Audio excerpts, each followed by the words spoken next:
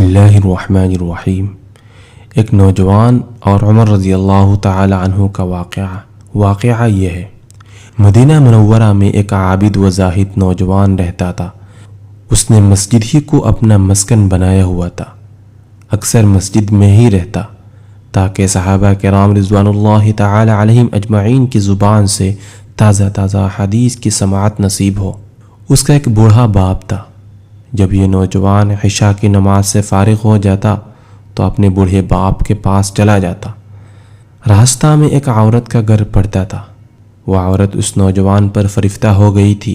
ایک دن وہ نوجوان وہاں سے گزرا تو وہ عورت اس کو بار بار بہکانے لگی، حتیٰ کہ وہ نوجوان اس کے پیچھے لگ گیا۔ جب اس کے گھر میں داخل ہونے لگا تو اسے اللہ تعالیٰ کا یہ فرمان یاد آ گیا۔ اعوذ باللہ من الشیطان الرجیم، بسم اللہ الرحمن الرحیم۔ ان الذین اتقوا اذا مسهم طائف من الشیطان تذکروا فاذا هم مبصرون، یعنی یقیناً جو لوگ خدا ترس ہے، جب ان کو کوئی خطرہ شیطان کی طرف سے آ جاتا ہے تو وہ یاد میں لگ جاتے ہیں، سو یکایک ان کی آنکھیں کھل جاتی ہے۔ تو فوراً یہ لڑکا بے ہوش ہو کر گر گیا۔ اسی حالت میں اس کو اس کے والد کے پاس لے جایا گیا۔ نوجوان اسی حالت بے ہوشی میں رہا حتیٰ کہ رات کا تہائی حصہ گزر گیا۔ پھر جب اسے ہوش آیا تو اس کے باپ نے پوچھا کہ کیا ہوا تھا۔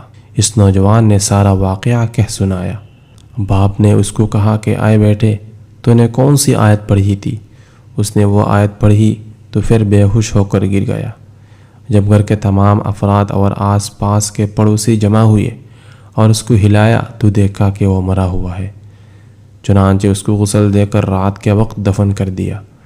صبح ہوئی تو حضرت عمر رضی اللہ تعالی عنہ کو اس واقعہ کی خبر پہنچی تو اس نوجوان کے باپ کے پاس آئے، تعزیت کی، پھر اس نوجوان کی قبر پر تشریف لے گئے اور چلا کر کہا کہ اے فلاں وَلِمَنْ خَافَ مَقَامَ رَبِّهِ جَنَّتَانِ، جو شخص اپنے رب کے سامنے کھڑے ہونے سے ڈرتا ہے اس کے لیے 2 باغ ہے۔ اس نوجوان نے قبر سے جواب دیا کہ اے عمر رضی اللہ تعالی عنہ، مجھے میرے رب نے جنت میں وہ 2 باغ دے دیے ہیں۔ اس نے یہ الفاظ 2 مرتبہ کہا۔ سبحان اللہ، اللہ تعالیٰ نے اس نوجوان کو گناہ سے بچنے کا انعام دے دیا ہے۔